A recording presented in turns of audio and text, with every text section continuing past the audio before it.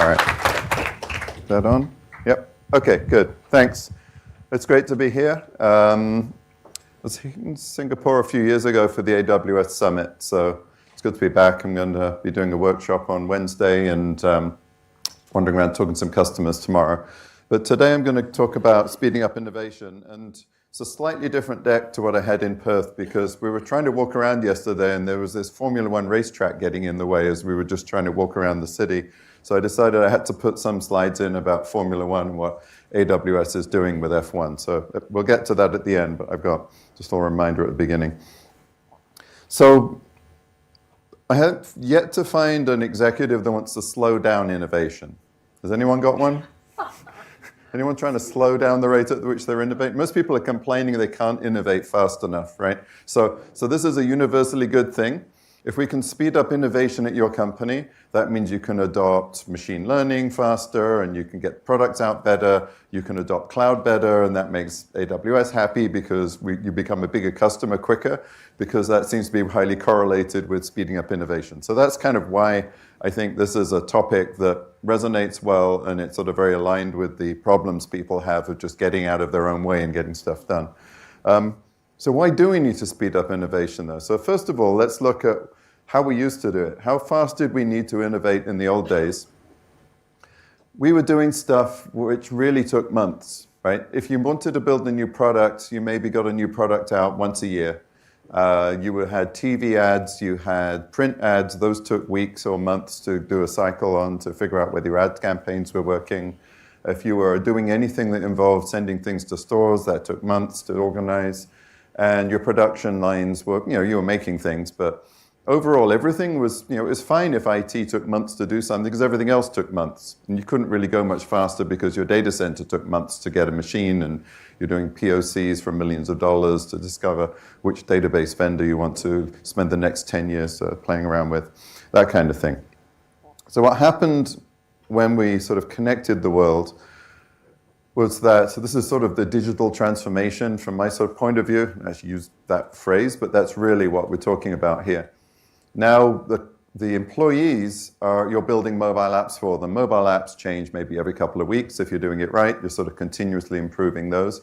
Your supply chain's fully instrumented.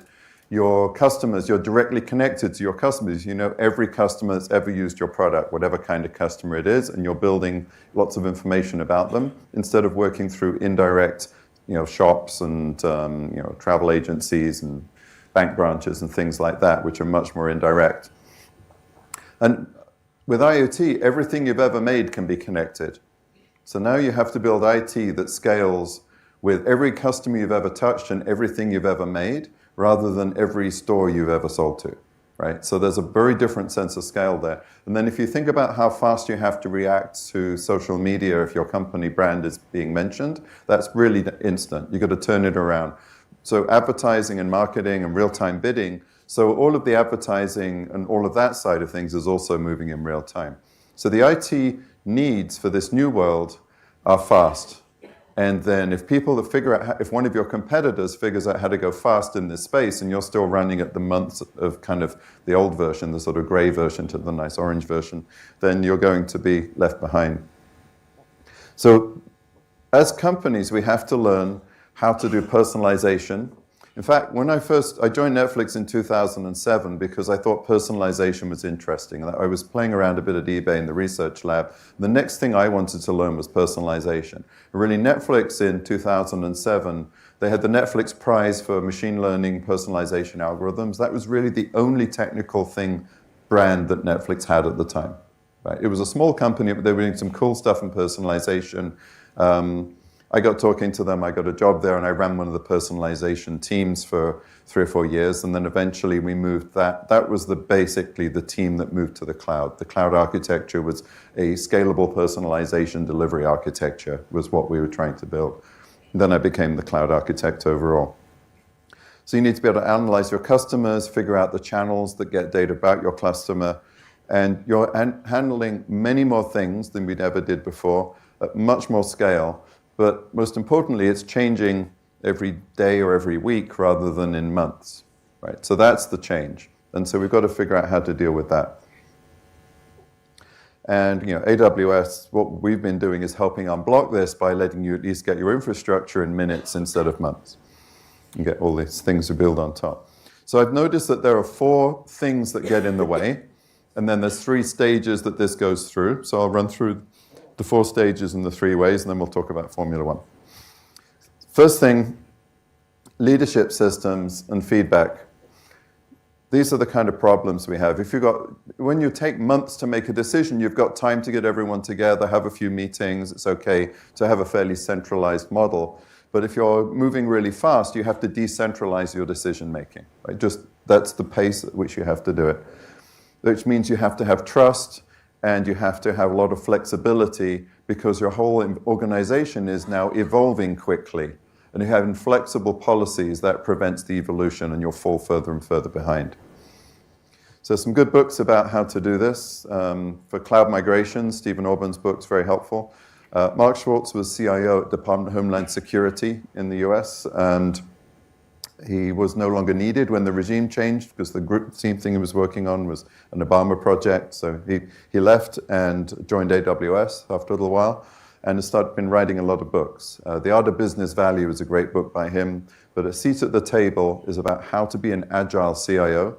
War and Peace in IT just came out a few months ago, and it's about how to use IT in a competitive way for the rest of the business. It's not aimed at the CIO, it's aimed at everyone else, telling them what to ask the CIO to do, or what to ask the technology organization to do. I've got a link at the end of the book, at the end of the talk, to a list of all the books that I mentioned, so you don't have to kind of try and desperately write them all down. So lots of books. I like books. I keep finding interesting books and jamming them in my talk in different places. And I've also got my GitHub account. If you find me on Twitter, which is AdrianCO/slides, there's a GitHub account, AdrianCO/slides. There's a link to the book list there too, just to make it a bit easier. Anyway. This is a quote actually from the Netflix culture deck. It's from The Little Prince, and Reed Hastings likes this. If you want to build a ship, don't drum up people to gather work, divide the work, and give orders. Instead, teach them to yearn for the vast and endless sea. This is the essence of purpose-driven organizations, and it's very much the way that Netflix was built. We wanted people who thought that the coolest thing they could possibly do was make a global TV station. Right, something bigger and move faster, but it would be the best TVs and movie station, delivery vehicle. Yeah, and that's it. It's one thing. It's a very, very clear thing. He just gets out of the way, hires the best people in the world, and they go and do that. Right? That's the way it works. This interesting thing. What's the essence of culture? And for me, it comes down to judgment. And really, Nordstrom distilled this, said, use good judgment in all situations. If that is the core of a culture which has trust, because I trust your judgment, and you get to be held responsible for how you use that judgment, right? And Netflix really uses this. They say freedom and responsibility. You're free to do whatever you want, but we're going to hold you responsible for the outcome. So any decision you're making at work, you have to think, this decision is going to be looked at by potentially everyone in the company. And if it's visible, maybe it'll be on the front page of a newspaper or something. So don't do bad things, and think about how defensible is this decision I'm making. They try to make it so you can't make a decision, go and hide it somewhere so no one notices, right? Or you don't get credit. But everyone basically is held responsible. And that means that the management gives context, but doesn't micromanage. That's what context, not control, means. They also do a few other strange things like paying top of market, which HR people don't like. But anyway, I'll talk a bit about that later. The Amazon culture is a little different. So Netflix is incredibly focused. They're building a global TV station. How many people in the world want to watch TV? A few billion, maybe? Right. They've got 150 million, roughly, accounts right now, paying accounts. There's several people per account. Rough estimate of the number of people that watch Netflix as a service is somewhere in the 300 to 400 million people. There's about 7 billion people in the world. I think probably 2 or 3 billion of them have internet, maybe with enough bandwidth to watch Netflix, and maybe 1 billion or so could afford it, if they could afford their $10 a month or whatever it is nowadays. So they've got a little bit of They're just following everybody getting broadband and ability to pay around the world to be cheap entertainment. So they don't need to do anything else. People have always great ideas about the other things Netflix should do. They haven't finished bringing TV to everyone in the world yet. Right? So it's a very big business model that is just focused on one thing. So Amazon's the opposite. Amazon is like almost 700,000 people now, but it's basically all things. It's the everything store, and it's incredibly diverse. So we have a very different problem to solve, that there is an incredible diversity of thought, of business, of markets, of customers. So we use these operating principles, these leadership principles, to sort of gather it together and have a common way that anyone who works for Amazon can talk to anyone else that works for Amazon. So I can go to anybody, anywhere in the world that has ever worked at Amazon, really, and they know all about these different things. So about event and simplify or earn trust, dive deep, all these things. People are hired based on these principles, promoted, internal documents refer to them. It's sort of the common operating system for an incredibly diverse organization, which is also growing very fast. So a lot of people haven't been there very long, right? The number of people, it's when you're sort of growing 30, 40% around that range, right? It doesn't take, the doubling period is just 2 or 3 years. So it's quite hard to find people that have been, the normal people you're working with have been at Amazon for a year or two, right? And there's a few people who've been there longer. So you have to have something that gathers together this big growing organization. Anyway, so the point here is culture should be intentional, because if you don't, you get warring fractions of people fighting and everyone's got different cultures in an organization. That's what happens if you aren't intentional. It should be appropriate. Are you trying to build a big multinational thing, sort of Amazon-like, or are you trying to build a very focused Netflix sort of startup kind of thing, or trying to get one thing done and be the best in the world at it? Anyway, so that's thoughts about culture. And that's the kind of the culture of these sort of companies that are succeeding in this space are similar. If we look at training, a lot of executives say, well, I can't hire enough people to be my, when I'm doing cloud, I can't find the experts. Well, train existing people, but figure out how to incent them to want to be trained and want to stick around after they've been trained. Otherwise, you're just training and then they'll leave and join the company down the road because they're now worth 20, 30% more than they were a year ago, and you can give them a 4% pay rise, and that doesn't work. So you have to figure out in advance how you're going to give people an incentive to stay. And I tell people, it doesn't matter. It could be gamified, it could be a big shiny parking space or something like that, or a place, a plaque on the wall, or it could be a spot bonus or some shares or something. But if you set that up, then people see what you care about. What I tell people is maybe at the beginning of every year, declare these are the technologies that are important this year. We want you to learn machine learning and cloud and blah, blah, blah, whatever. This is the in-demand stuff that we're going to be trying to hire for. If you can train yourself into this, we'll give you some kind of pat on the back of some kind, right, for getting trained and staying. We'll support you. So that way you can flip every year to different sets of technologies to kind of build out what you need. Anyway, I think that's a better approach than just sending people on training classes and wondering why they keep leaving. This is one of the most disruptive books in HR and people management. Patty McCord ran Netflix's HR or training, hiring. She basically ran talent. She wasn't an HR department. It was a talent acquisition department. It's a very different thing. They didn't really have an HR department. But if you give this book to your HR department, you can watch their heads explode and smoke come out of their ears. They get very upset. And I'll just leave it there. Just go read the book. It's a wonderful book. And most people, you cannot possibly get your company to implement any of it unless you work at a small startup and you get at them early. And there are a few people that have tried to learn some things from it. Okay. So this is that's culture and training. Now, what's the org chart look like? Do you have lots of projects or do you have lots of products? Right, a project, you form a team of engineers and they go and build a thing, and once they've finished it, they throw it over the wall to operations and run away and go build a different thing, right? There's no long-term ownership. But in a product team, there's a sense of ownership, and you really want to get to continuous delivery. And then the way that AWS and Netflix, Amazon and Netflix and other successful people do it, it's run what you wrote. So the developers are on call for the thing they build. These services, these microservices, aren't delivered to somebody else to run. They are owned by the team that writes them. Because if you're updating it 4 or 5 times a day, just one service, you don't have time to have a meeting with operations about how to run it 4 or 5 times a day, right? You're running at a pace where the only person with the right context, if anything goes wrong, is the last person that touched it, and that should be the person that just wrote that code, right? And when you have a microservice very bounded, it's just work of 1 or 2 people, it's very clear what broke as well. This also reduces tech debt and lock-in, because you've always got developers there to fix things, update things, to change dependencies. If you have something obsolete, you've got some obsolete library in there, you can just design it out. It's just part of the flow of development to reduce tech debt and to reform all of your dependencies. So you're continuously refactoring micro dependencies rather than this sort of enterprise scale lock-in, like giving millions of dollars to one vendor and getting stuck with them for years and years on some technology, right? So Project to Product by Mick Kirsten's a really good book in this area, and there's a whole lot of books on DevOps. So how many people here work in IT? How many people work for the business?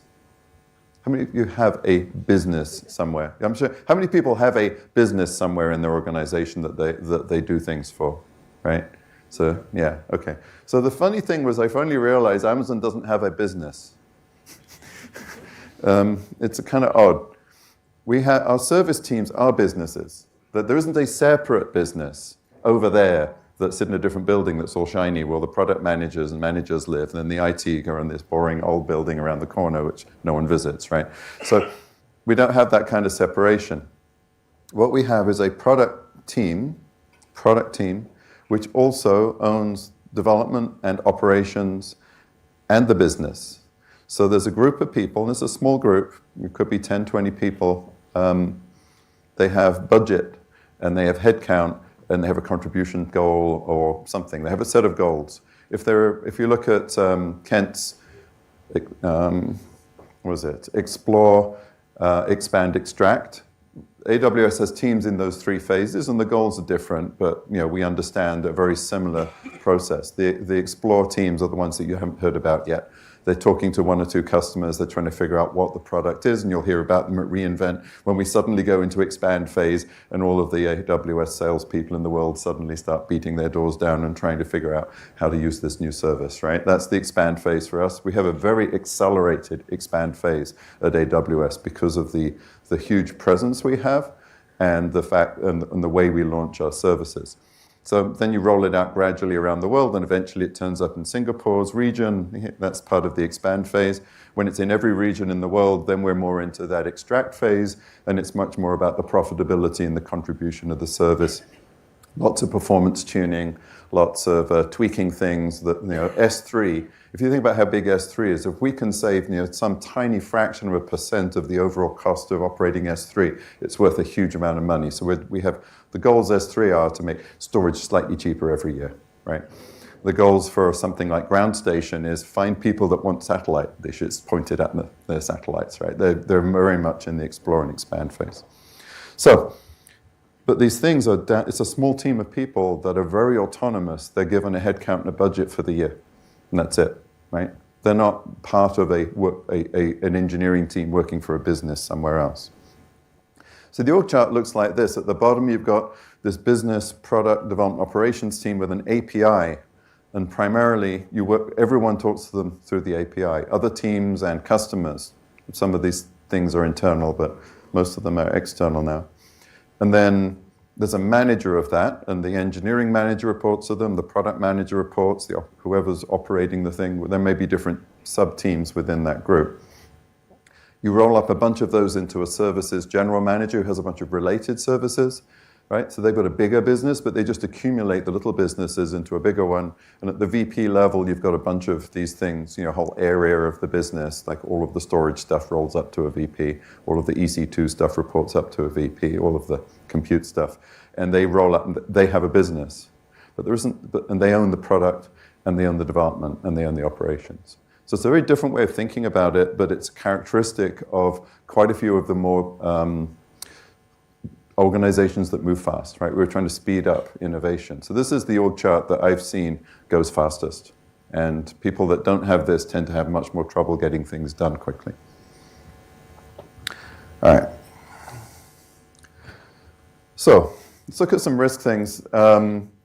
One of the things, and this is more just something, this is probably not something you'll directly worry about, but when you get deeply into a cloud transformation, when it's 2 or 3% of the bill, of the total IT spend, no one's going to notice. But once it gets to 10, 20, 30% of your IT spend, if you're doing this transformation, all of a sudden you notice a lot of the capital expense that you had on data centers has switched to expense. So the capitalization switches to expense. And there have been a number of cases where the CFOs have said, hey, hang on a minute, my numbers look wrong for next quarter, the money's going in the wrong places. So you have to be careful about this, something to watch out for. But it's more of a success problem. If you've managed to get that far, then it's something to look out for. We also find that if you're doing DevOps, people typically capitalize development and expense operations, but when you do DevOps and mash the two together in one team, the CFO has to go figure out how they're going to capitalize some of the work coming out of that team. It's not as clear anymore. So there's a couple of points here where DevOps and cloud mess with the difference between capital and expense. So just something to look for. The point here is to get ahead of it and make sure that the people on the finance side see it coming, and roughly you plan it in far enough out that you can sort of bake it into the numbers overall. That if you're a public company, this stuff can actually affect the bottom line on a quarterly release. So let's just look a bit further over from the CFO. CFO's got the board keeping track of them, making sure that they do that the finances are done right for the company. But what has the board's got to do with long-term success? And the boards are really where sort of the buck stops here kind of thing. It's the risk. They hold risk for the company. They're responsible for oversight of the different major areas of the company, and they represent shareholders, the sort of interface between shareholders and the executives. There's this excellent book. What's the guy's name? Risto? Yeah, Risto. He was a new, relatively young CEO. He'd done his own company. He got invited to join the board of Nokia when they were at the height of their success, just after the iPhone got released, right? And he was going, hey guys, this doesn't look good. And he got shut down over and over again. He says, no, the board is not operational. We set up here, but only good news reached the board. And they did not. The bad news was not reaching the board. The book is the book is really in two halves. The first half is how not to run a board, from the viewpoint of somebody sitting on that board who was watching it crater and watched the company really crater all the way down. And then the second half, he got made chairman of the board, just as it sort of blew up. Went through the whole deal with Microsoft, ended up selling the mobile business to Microsoft, and ended up as CEO for a while, and then sort of rejiggered Nokia into a network services business. So they are no longer really a mobile phone seller. They were still Nokia brand, but they sold that brand off. They basically make hardware that manages, the networking hardware that manages phone networks. So the second half is almost a textbook case in how to run a board. Very different. So what does that look like? These are the things boards do. They have a little subcommittee that worries about how much people get paid. Like, what's the overall pattern for the business, and what do the executives get? Executive succession. What happens if something happens to the CEO or the CFO? Right? They have plans for executive succession. They oversight of finance. They appoint the auditors and make sure that the CFO isn't cooking the books. Risk in general, cyber risk is one of those risks that they have to care about. And think about, most of these people are retired executives, right? So think about your parents or grandparents, right? Teaching them cybersecurity. Okay, I'm not sure how. Some people may, my dad was doing that, or my parents were doing that, right? I'm sure Radia Pullman has grandchildren. There are people out there that get this stuff, but generally they're having to work quite hard to keep up with technology risk. And then strategy. And strategy, at the high level, this is stuff like, well, we're going to expand overseas or we're going to move to cloud is actually quite often a board level strategic decision because it's a big amount of money that they're moving around. Sometimes very large purchases go up to the board. So some of these strategic decisions, competitions, acquisitions, those kinds of things, right? So those affect your ability to innovate, but unfortunately, they tend to get in the way. But on the strategy side, people are saying, be more innovative. And the examples they keep talking about are Netflix and Amazon and Capital One. And I've worked for Netflix and Amazon, and I've spent quite a lot of time with Capital One. So I go, yeah, you should definitely be like that. And then they talk about all the ways that they're going to be extremely different to these companies. So what does that look like? So these are the patterns that typically happen at board level. Short-term focus on compensation. We'll pay you a bonus if you keep the stock price up this quarter, right? That kind of stuff. Non-technical, if you replace, the founders are usually reasonably technical or they understand the business, but if you get a replacement, a non-founder team, having non-technical people. Limited investment, no risk, we don't want anything to go wrong ever, right? But we want you to be really innovative. Right. So this is a problem, and I've had board members look at this and go, "Oh yeah, not good." Right? But people recognize this. It's a very common set of problems. So what does it look like if you're being more successful? As I mentioned, fewer higher paid staff is actually a pattern that we tend to see. There's more stock ownership in these successful companies. There's a lot more technical competence and people being brought onto the board and executives. Managing those expectations, investing in differentiators, rather than say, hey, let's put a bunch more money into a data center, which is the same as everyone else's data center. That doesn't make sense. There are still cases where it makes sense to have a data center, but the number of places you need it is rapidly diminishing as clouds get better and better at doing those things. This is really important. Smaller projects with incremental returns is much lower risk than these huge projects that tend to go wrong before you even know that they've finished. And that's really how you get out of the way of innovation. Right? So this is a much better pattern, and people are trying, the more successful companies, you follow these kinds of patterns, right? So I'm not sure, if anyone here on the board? Anyone can? No, it's probably not. Not really this crowd, other than Dave, maybe. Yeah. So this is the problem that we're struggling. And you say, why won't my company do the right thing? The problem is like way up there at board level, right? So this is why I ended up putting this in my deck so you can see what the problem is.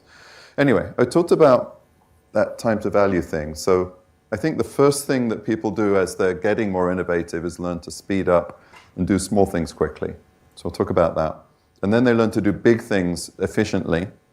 And finally, learn to do strategic things in the new way as well. Because what we're seeing is a lot of critical workloads moving to cloud. So I'll go through these three in turn. So this is the key point I just made, right? You don't add innovation to an organization, you get out of its way. If you do it right, everyone in the organization is expected and encouraged to be innovative. You don't just hire a VP of innovation and set up a research lab and say it's their problem, right? That's generally, you tend to see that happening. It's not so good unless they're really using it to enable everybody to be innovative. But what is the metric for innovation, right? What do you think it's going to be? And I think it's time to value, because if you do some work, the question is, how long does that work make a customer's life better, right? Is it months? That's fairly common. It takes months. How many people here are months, I think, on like, you write some code today, how soon is it going to hit production, hit a customer? Months? A few people? Yeah. Days? Got your agile, sprint, whatever, train model, bi-weekly releases going somehow, right? Yeah, sort of, okay, maybe. Minutes, continuous delivery. Well, it's perfectly possible. The technology exists to do it in seconds, let alone minutes. So, right. So why are we doing things in months that could take minutes? And the thing, this is the most important point. There's no economy of scale. If the more software you bundle together into a release, the harder it is going to be to release it and the worse time you're going to have getting it out. It's not linear. It's exponential. Or it's, you put twice as much code together, it's going to be more than twice as hard to debug, and it's going to take you more than twice as long to release. So if somebody in QA says, we need more time to test this release, or anybody tells you, we need more time to test the release, you say, oh, we need to release more often then. We need to release twice as often. Half as much code, twice as often, right? Not the same amount of code, twice as often, half as much code for us. And they find those half-size code chunks actually debug a lot quicker and release more often, more better. And then you keep halving it until you're down to like one line of code, which is TCR, basically, a test, commit, revert thing, where you add a semicolon, deleted it because it didn't work, right? One statement. So you need to do that, of course. You need an automated continuous delivery pipeline. You could have tagging, feature flagging, A/B tests, these sort of two-way door and sort of one-way door releases where you release the code, but no one's actually executing the code until you put them in the A/B test cell, and then you turn on a feature flag for everybody, and or a percentage of people or something like that. There's several ways of working.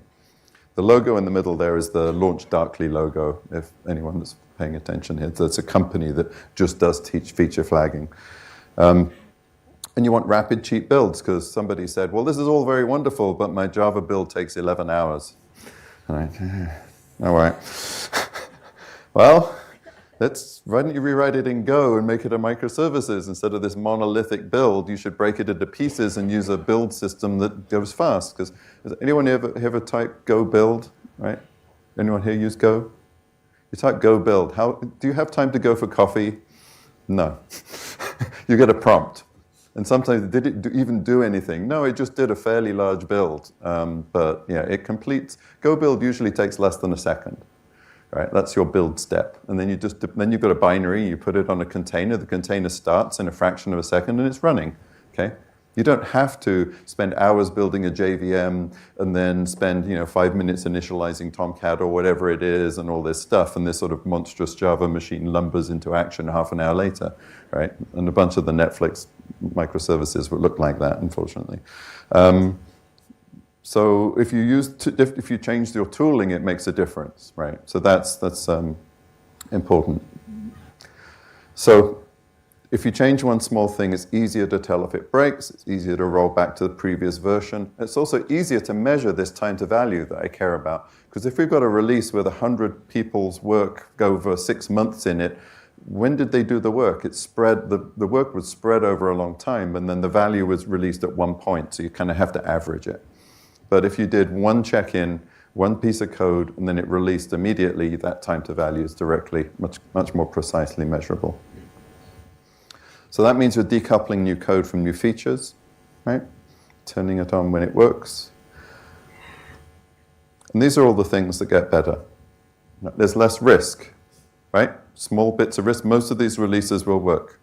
So every now and again, one doesn't. It's really obvious which one broke it, because you just released that, so roll it back. Right, good. Fast repair, easy to test. Much less work in progress. Less work in progress is an investment you haven't got anything back from yet. It's inventory. And anyone's ever worked in manufacturing, inventory sitting on the shelf that hasn't done anything yet. That's code that you've written that hasn't gone to production. You spend less time merging changes because these are little small changes, and the next time somebody wants to modify that code, the next day, they see the code you've already checked in that's already running, rather than you working on branches that go on in parallel for a while. And you end up changing the world every day. That makes you happy, right? You used to fix Netflix, roll something out, and then go home and use it. That's my feature, right? I did that. And say, oh crap, it's not working right. So everyone's staring at their screen trying to figure out if that personalization algorithm does make sense or not, because we're going to have a whole talk just on debugging personalization algorithms. It's a horrifically hard thing. Anyway, but what you're really getting from the product manager point of view is faster flow. So how do we get there? First thing is try to measure this. And there are some companies who are just systematically measuring time to value. Commit to deploy is the sort of basic equivalent. You check some code into GitHub or whatever. and when does it actually hit the deploy. If you have enough tooling, it may be that those are different tools, so maybe you want to have your little things poke something in a Slack channel and have a bot measure the difference or something, right? There's a number of ways you can instrument this, depending on what tooling you're using, but the main thing I'm trying to do is get managers to say, I want to know what this is for each of my teams. All the teams in the organization, what is your commit to deploy average, and what is the trend? Is it getting slightly better, or is it getting worse? What's happening? So then learn to do small things quickly. And I told this to one group. I said, don't be bogged down speeding up everything. And somebody stuck up and said, hey, we built a fast path. We're a huge bank, one of the big global banks. They had a fast path that they built that would take something to production in 2 weeks instead of 3 months or whatever it was for the normal path that they did all the important stuff through. But we just wanted to tweak something in a website or do something very low risk. So we had a series of things. If you met all these criteria, that meant it was low risk, you could go through the fast path. And everyone got very happy putting quick changes through, and their usability got better, and all of that UX front-end kind of stuff that is low risk, that started getting better. And then one of the teams sort of said, hey, do you see that big complex thing that just launched? We snuck that through the fast path. We broke it into lots of teeny tiny bits. And we snuck a big, complicated, scary, risky project through the fast path without anyone noticing. And they were saying, we cheated, right? And everyone said, yeah, everyone else learned to cheat like that. And that's awesome. Because it turns out if you break things into small pieces, each step is low risk. And they just figured out a way to do it. But they set up the incentive, and then it happened without them expecting that that's what would happen. So that was a great validation of this. So if you work for a really big bank and you don't have a fast path, you're now not competitive, right? You've got to get that in there somewhere. And the other thing is measuring it. Measure a build and test cost. How much does each build take? If it is an 11-hour Java build, how many machines is that? Put a dollar cost on that. How many meeting hours, how many people hours of meetings do you have per release? How many tickets do you file, right? What's the average cost of those people in those meetings? Or can you add up rough salary band kind of things, right? You can say this is a $1 million meeting. Have enough expensive people in it, and you have it now regularly, right? Or whatever, it's a $100,000 meeting. What does this meeting cost? And you think, this costs a big chunk of my cost here. Like, I should shrink that, right? So if you put it in those terms of that's where you're spending your time, then maybe management will help to make those go away. I've seen meetings like how many people does it take to put in a meeting before it ends up as $1 million meeting at your company? It might be interesting. Some of the banks pay people quite a lot. So anyway, so we'll see. Maybe not for startups. Hypothesis-driven development is what we're really trying to do. So this book's been around for a while, Lean Enterprise. Barry O'Reilly is one of the authors of this book. He kept trying to tell people how to do this book, and he says, the problem is you're stuck in your old way. So he wrote another book called Unlearn.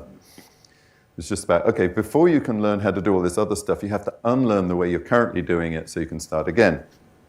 And Chris had a tennis reference, so I'm going to have a tennis reference. There we go. And that picture was taken in Perth, where I was earlier, which is one reason I stuck this in here. And she is holding that book.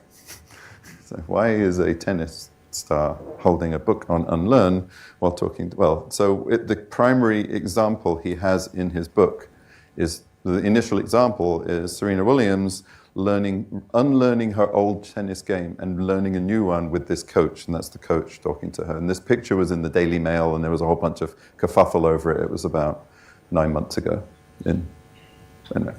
Why is this woman? And so if you want your book to go to the top of the New York Times bestseller list for business books, put a celebrity in it and get a paparazzi to take a picture of them holding the book, because I think it helped.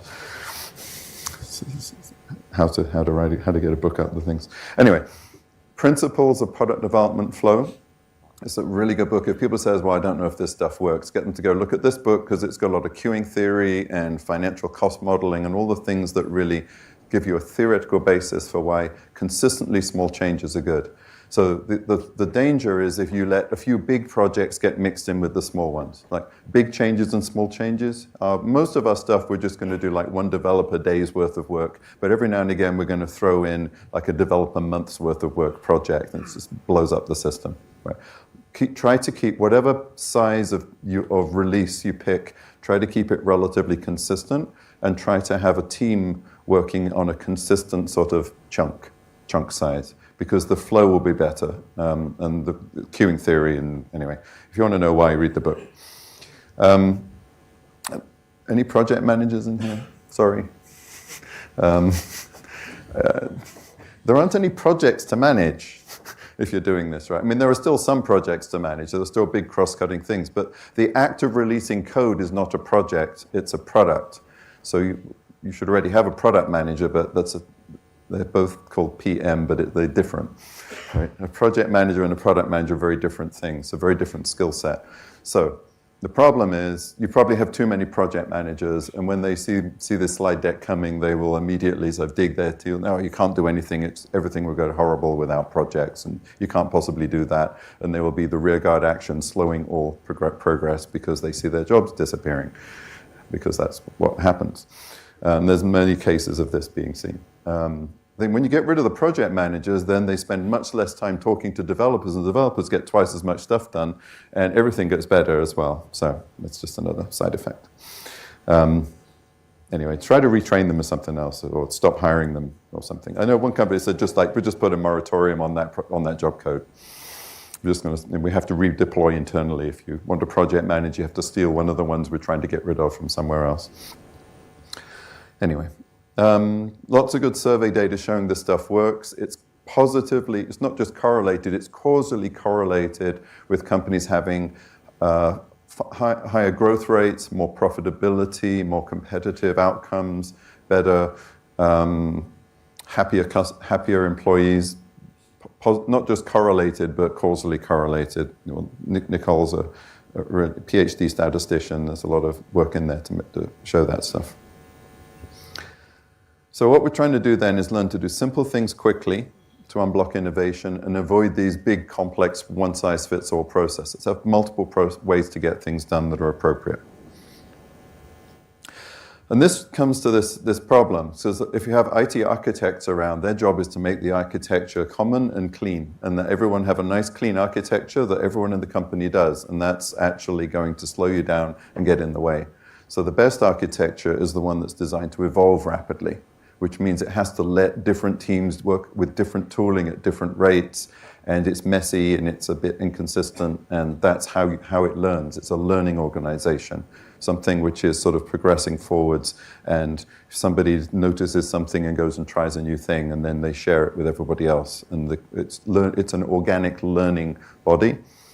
But you have to have these guardrails, because you can't just be complete chaos. You have to say, I don't care what you do, what language you write it in, but it must be secure and scalable and available, right? And we know what those things mean. So if you put down those guardrails, then everything else has to conform to those guardrails. And some of these sort of Chaos Monkey and things like that Netflix built were part of those guardrails. It's automation to make sure that you do conform to the basic architecture. But low latency continuous delivery is the most important thing there. All right, so that's going fast. Now we talk about scale. This is the kind of things that Netflix built, or IoT backends, or mobile backends for customers, or all those kinds of things. The large-scale new applications that we had to build for that new world I was talking about at the beginning, right? The things that reach all those customers, or reach all those social networks, or do ad tech, or do your factory automation in fine grain, or all of those things. They're distributed. They should be highly distributed. The thing is, with cloud-native architectures, distributed is just a different option, right? I want something in Singapore or Brazil or Paris or London. I just have to change, a couple of letters in a word, and I'm done, right? It puts it there. I don't have to form a team and go hire people to build a data center in Paris, right? AWS already has one there. The big clouds are already everywhere, or almost everywhere around the world. So you get to use that and think about how to use that for free, but this is something you never had to learn in the data center. So these principles, this is what's different, right? In the data center, you pay years potentially before you really need the resource. In the cloud, you pay after you've used it. It's self-service, API-driven, no waiting, globally distributed, as I mentioned, by default.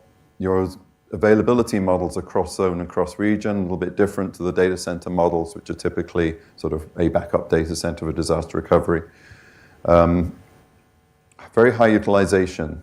So this is really the essence. I don't really talk about cost here, but if you think about a data center, if you're lucky, you can maintain 10% busy, 10% utilization across your data center. Because if you have it much more than that, it'll not have enough capacity for the peaks.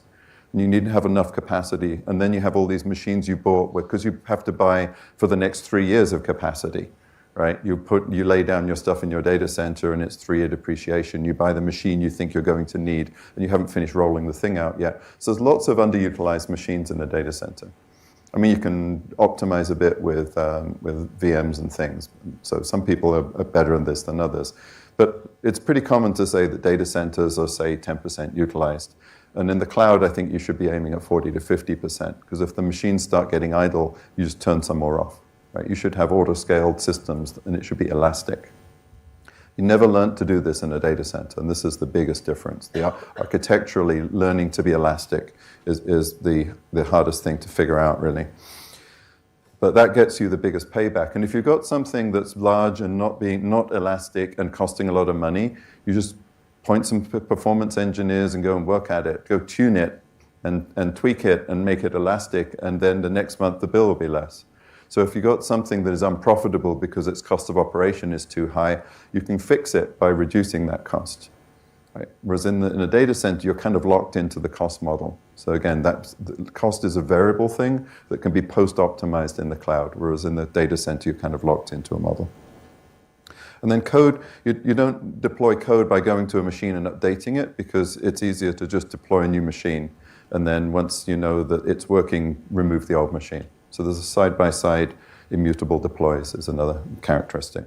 We had a big argument about that. We were told at Netflix we were doing it all cloud. We were doing it wrong because we weren't using Chef to update our machines. And we were ruining the cloud. We actually had T-shirts made with "ruining the cloud" on it, because we changed it to say "running the cloud," but one of the I's and U's were sort of merged. Netflix ruining the cloud. We sent a T-shirt to the guy that wrote the blog post that was grumbling about us. It's all right. He sent us back some beer, so that was good. All right. So the other thing about cloud native is there's really two threads of it going on right now, the containers and serverless, and do you pick one or do you pick both? So I'm going to try to explain where I think each has its strengths. And I'm going to use as my user need an example, which is we want to build a toy spaceship. And I showed someone the scribbles I did to make this slide deck. I drew like a stick picture of a spaceship and a bunch of scribbles. And it took me about half an hour, and I sent it to this company that does my slides, and they made this amazing deck out of it. So I do not do my own deck, just to let you know. My graphics art skills are disastrously bad, but I have a budget now, so that fixed that problem. The best bit about that VP thing is I actually have a budget for people to do my slides for me. Not necessarily a scalable way of solving this problem, but anyway. So you design a prototype, you carve it from modeling clay, you make molds, you make some parts, you assemble the parts. No, the parts didn't fit together, you had to go redesign it a few times. So you go back and forth a few times until you actually get this finished toy spaceship, right? And this is sort of if you're doing custom development, this is what it takes. You're always going back and forth through all these different design stages trying to get something built. And it really takes quite a while to get through that. The alternative is like a bag of bricks, Lego bricks. And you get the instructions, and a few hours later, you build your Lego bricks. I just said, make a Lego spaceship, and they came up with that. So it was awesome. I'm going to do that again. In case anyone didn't notice that, pay attention here. This is the best PowerPoint animation I've ever seen. That literally is a PowerPoint animation. I don't know how they do that. You can stare at it and try and figure out how they did all of the individual moves. But anyway, So it doesn't really, I mean, it's roughly the same shape, but it's a bit sharp on the edges, right? It's going to be a bit sore, make your hand sore if you play with it too much, maybe. But the kids will probably still play with it. Easy to extend. You can stick more bits on it and sort of make it into some sort of Frankenstein monster-looking spaceship with extra bits on it. The other thing is it's not pointy enough, and you see this with Lego. Oh, I actually Googled, like, how many different Lego bricks are there in the world? Anyone hazard a guess? How many different kinds of Lego bricks exist? Because back when I was growing up, there were like the ones with 4 dots, and the ones with 2 dots, and the ones with 8 dots. And maybe there were some slightly bigger ones, and you could build a house, and that was it. There were no pointy bits, right? The rough answer is about 10,000 different Lego bricks, but depending on how you count it, it could be tens of thousands. But sort of, excluding some of the weird sort of one-off things that you wouldn't recognize as a brick, there's about 10,000 different ones. But they made a new nose cone-shaped brick, right? So what you do is, after you've figured this thing out, you say, this bit's not pointy enough, I'm going to make this better, right? So you've got a new common component. You can use that in other things where you want some similarly pointy brick. All right, so the side-to-side here, instead of full custom design you're building out of bricks, you can take months of work and turn it into hours of work. And this is the essential thing. Like, if you can do stuff in hours, right, that's really cool. The reason it takes hours, you're plugging together debugged components with standard interfaces that just click together, right? That's why Lego just works. You have to fit, you can't have a big discussion about the bricks because these are the bricks you've got. So you end up cutting off a lot of the design discussion, and the decision cycles are very fast. So that's the other part. You can spend forever deciding exactly how to orchestrate your containers, and in the time you spent trying to orchestrate your containers, you could have finished building the entire app in serverless, basically, which is where I was going. So I think it's worth custom rapid prototyping in serverless. Use it as like the equivalent of that sort of Ruby on Rails, build it in a day kind of thing that we used to do, right? Just throw it up, get good at building things really quickly. Have hack days where people just throw things out, and then they get a rough prototype, and yeah, it's a bit slow because the startup time is too long in a few places, and it's not quite efficient enough because this bit would, in practice, need something, or you need some persistence here or whatever. And then you optimize it by looking at the places where the rough edges are and building services for that. So, and then it incrementally gets to something that you could release as a production thing. But the point is that by building the prototype, you'll discover whether it was the thing you wanted in the first place. It may be functional enough that you can take it to the product managers and say, oh, that isn't what we wanted at all. Or, well, what about this here? And you can get into some really rapid feedback cycles before you actually build the thing out.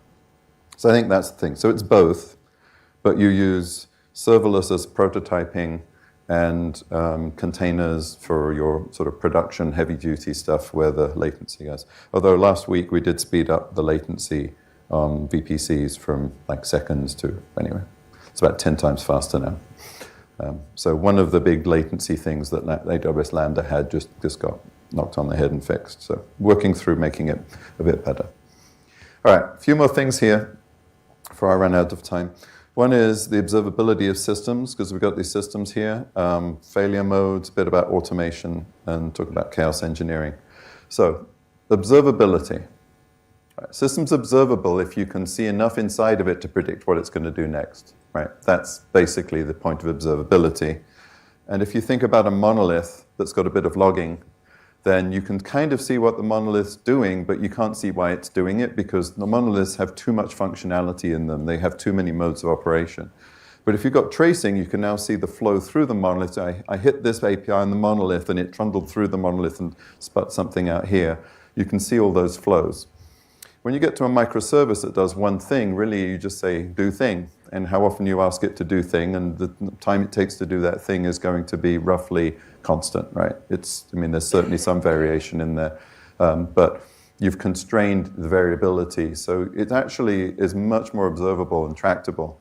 But if you get to a function like a Lambda function, or you're doing functional programming with no side effects, you don't really need to have log what's going on inside a function. It's a function. You can do it you can model it directly because the function tells you. This is a really interesting book. If you're trying to build reliable systems, I would recommend you read this book. Nancy Levison does know what she's talking about. She built a couple of the interesting systems in the world that are very reliable and proved to be reliable. The air traffic control system that basically the world runs on. It's kind of, I care about that one working. Every time we fly across the Pacific, we care about that one.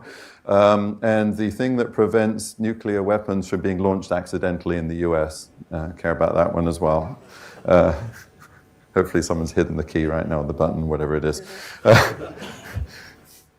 So this is the model they have.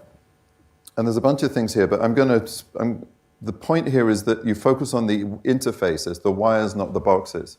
If you think about the availability of all the systems you're building, what you really care, we tend to focus on how is this disk subsystem available and is this computer system available. But what STPA focuses on is the link between and the APIs and the connections, and it focuses its hazards and the availabilities on those things misbehaving. So you can kind of treat the rest of things a bit more of a black box. What you've got at the bottom here is a control process, then you've got the automation, then you've got sort of the human view. So there are three parts. And to make it more concrete, let's look at this as a sign-up flow. Customer requests come in. Everyone here has a sign-up flow because if you have customers, you have a sign-up flow. So there's a microservice that's trying to do that, and the customers are poking at it, and eventually it manages to persuade you to give it its email address and your name and whatever else you needed to give it, and credit card or something, and finally you have a signed-up customer that spits out the back, right? And everyone has one of those. And above it, I've got an autoscaler, which is saying, okay, for this number of customers, I need this number of machines in my sign-up flow pool, my autoscale pool. And someone does a TV advert, and all of a sudden everyone's trying to sign up, so you need to scale up a bit more, and when they go away, you scale down. So it's got an elastic system here. And above it is a human controller looking at a graph, making sure that people are signing up. And if the throughput drops, they'll get worried about it or have an alert or something like that. So the problem here would be, say, if you run out of memory instead of CPU, and then everything starts crashing and falling over, and the throughput goes down, but the autoscaler doesn't know what to do, right? That's a classic case of the controller no longer controlling for the right thing in there. And another mode that goes wrong is where the human controller doesn't understand what the automation is doing. And the Boeing MAX 8 is an example of that. Right? The plane had some automation, the pilots weren't trained on it, the automation kicked in for whatever reason, and the pilots were very confused and planes crashed. And you don't want to be Boeing right now. They're having a bad year. So you can see the problems are in the communications between these three blocks, of the modeling going on between them. Anyway, this is an area I'm deeply diving right now, where I'm trying to figure out how to build really reliable architectures for customers using AWS. So we look at different types of failures, running out of time here, but these are some common things that might go wrong, and epidemic things that take out everything at once. You have to quarantine them. You could maybe deploy on a different kind of operating system than Linux, because if Linux has a bug, maybe Windows doesn't have the same bug at the same time, or something like that. Cross-zone, cross-region replication is how you deal with cloud failures. DNS failures, multiple domains and providers, and then if you're deploying configuration changes, you want to deploy them in stages and be really sure they're working. Like anything that deploys globally in one operation is going to break and take you out. So you have to manage diversity. All right, and I just have this last little section I'll go through pretty quickly. This is something we're doing right now with Volkswagen. It's a huge global thing. We're taking the entire supply chain, all the factories, and we're trying to figure out how to move all this to the cloud. So this is pretty serious stuff. What we're seeing is this is happening in finance, travel, healthcare, manufacturing. All of these industries are shutting data centers and moving it to the cloud, so we need to get the cloud. We need to build really reliable software, basically, because this stuff, we're writing the code and it better work. Anyone have a backup data center? Who has a backup data center? Yeah. You fell over to it reasonably, maybe once a year, because the auditor makes you, right? Pull the whole data center at once. Anyone ever try that? Anyone ever have management let you do that? Other than when it did happen.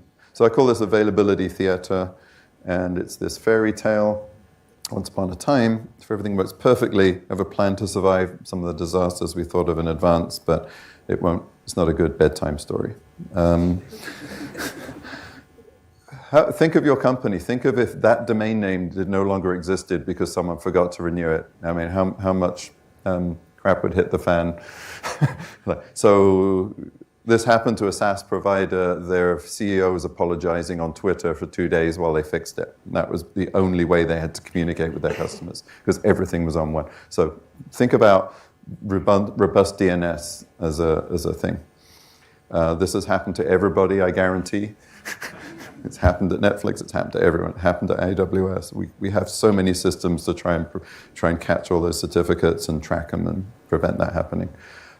Data center computers don't work underwater or when they're full of mud and sand when the water goes away. So don't put data centers in basements and near the sea. And hopefully not you tomorrow.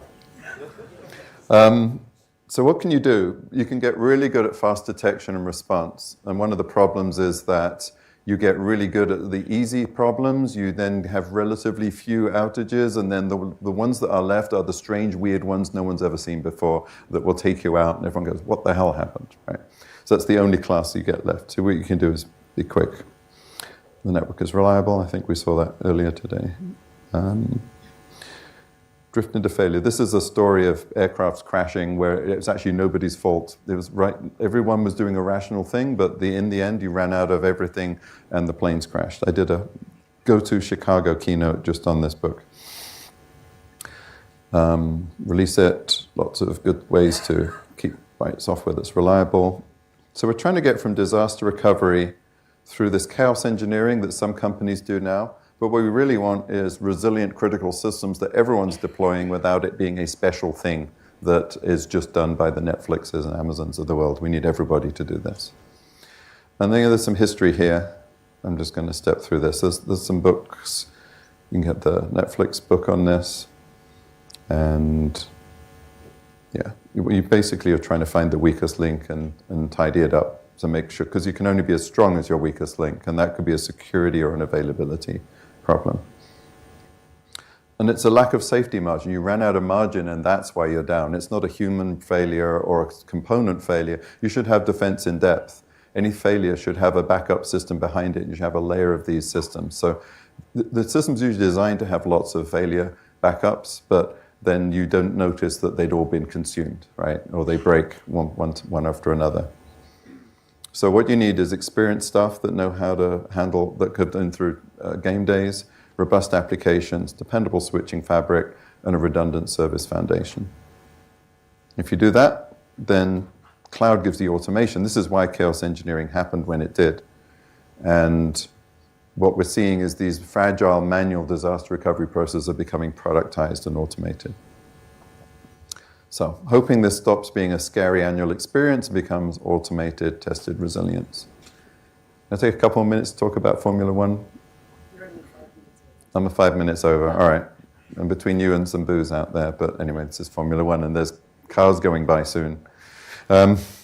So, one of the companies that we are migrating to cloud and moving their data center to cloud is Formula One, the organization, not one of the teams, but the organization that owns the sport. And there's several parts to this, but you know, it's a customer, right? We're moving them over, we're doing a bunch of things. Why are we doing this? Well, it turns out lots of people watch F1. It's one of the most watched sports in the world. So we decided that we also wanted to sponsor it. And we're using this, we're sponsoring F1. We also do executive leadership events at some Formula One races, unfortunately not Singapore. Anyway, maybe if everyone asks their sales rep nicely, maybe we do it. But we do an executive event at some of the F1 races. They did one at Monza last weekend. The technology that F1 is building and that AWS is building sets the context for those things, and then we're featuring some of those projects. So here's one of the projects. This is an artificial intelligence model that looks at two cars and looks at the car catching the car in front and tries to figure out this one, you know, it highlights these two, this one's catching this one, and this is what's going on. All right? And it's got the probability you're going to catch and how difficult it's going to be to overtake. In this case, easy overtake. Grosjean Giovanezzi. So that is an AI model. This is all the stuff we built into the model. We've trained it over several years worth of data. So there's this model running in the background, and every now and again it pops up on the TV feed and somebody pushes a button, you get the graphic on the screen. So we have a couple of these models. I won't go through all this, lots of stuff. Here's another model, pit strategy. So this is where the car in front, the car behind is faster but can't get by, so they pit first, and then they're on new tires, but now they're 20 seconds behind, but they're going faster. And when the car that was in front is 20 seconds up, pits, it ends up behind it. So you do, it's called an undercut. So you overtake by pitting first. And this is the probability that that will win. Because coming into the pit, sometimes like the wheel gets stuck, or it takes a few extra seconds in the pit and it doesn't work. So it's the probability that you'll screw up the pit stop and how long it takes to get in and out of the pits. And it was modeled, it was trained on every pit stop for several years and every team and all this stuff, right? So we have these little graphics, and it says powered by AWS, and we don't care who wins the race anymore. We get the graphics on screen anyway. We don't care what the logo on the screen is, right? Like it's Petronas won or Ferrari won, but no, we win every race because it's AWS. So what can you learn from this other than sponsor the sport instead of the team? Analytics and AI, right? Continuous improvement. Like every 2 weeks, roughly, there's another race, and are you better than the other teams? And it's down to the wire every 2 weeks. They ship an entire data center around the world from race to race. It's amazing, the thing they do. And they set it up. It arrives on Wednesday, and it's working perfectly on Thursday afternoon. You try that with your data center. Real-time strategic decision-making. There's a huge amount of modeling going on. Should we pit? Should we not? Should we tell the guy to go faster or save his tires? All that kind of stuff. And then building winning teams. There's a huge investment. These are some of the highest-paid sports people in the world. Do you want to have the best driver in the world on your team, or do you want, go with someone cheap and hope that your car's fast enough? Anyway, all right. That was my head. Sorry, I went a little over. Got carried away in the middle. You can find my GitHub account. You can find the slides link on the README for that page. Has this books list as well. If you don't want to type down that gibberish URL, but okay. Thanks very much.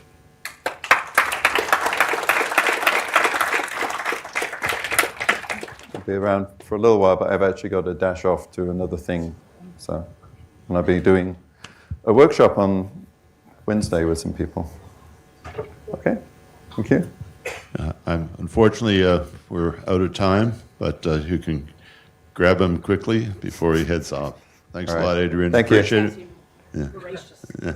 All right, thanks. And I wanted to say, happy to take, if anyone wants to contact me, happy to talk to your company or just have discussion. That's what I'm here for. Thank you for coming. Thanks to our sponsors and to our speakers. Hope you enjoyed yourselves, and we'll be sending you a note so you can give us some feedback. Thanks a lot. Thanks to Dave and the team. Good job.